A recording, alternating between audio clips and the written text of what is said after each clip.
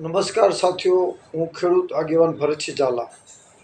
સમગ્ર રાજ્યના ખેડૂતોને ખાસ અપીલ છે કે ખેડૂતોની મૂળ સમસ્યાનો ઉકેલ લાવવા 15 તારીખે અધિક માસની અમાસ અને સોમવારે સવારે 9 વાગે અમદાવાદ ખાતે શાંતિપુરા ચોકડીએ ઉમટી પડો. કિસાન કોંગ્રેસ દ્વારા 1111 ટ્રેક્ટરો આવવાના છે.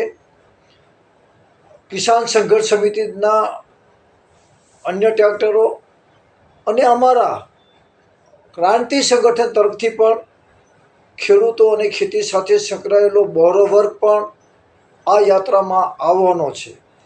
ગઈકાલે પ્રધાનમંત્રીશ્રીએ ખૂબ જ સરસની વાત કરી કે સુરતવાસીઓ, હવે તમારી જમીન બચાવવા તમે ગામડે જાઓ. તો એ વાતને સમર્થન આપવા સુરતના ખેડૂતો, જામનગરના ખેડૂતો અને અમદાવાદના ખેડૂતોને પણ ખાસ વિનંતી કરું છું કે આ ધરતી આપણી માતા છે અને ધરતી માતાનું જે ચીરહરણ થઈ રહ્યું છે એને બચાવવા માટે અમદાવાદ ખાતે રહેતા તમામ લોકો, નિકોલમાં, બાપુનગરમાં, વસ્ત્રાપુરમાં અને રિંગ રોડ ફરતા તમામ ગામોના લોકોને પણ વિનંતી કરું છું કે 15 તારીખે સવારે 9 વાગે શાંતિપુરા ચોકડી ખાતે આવી જાઓ.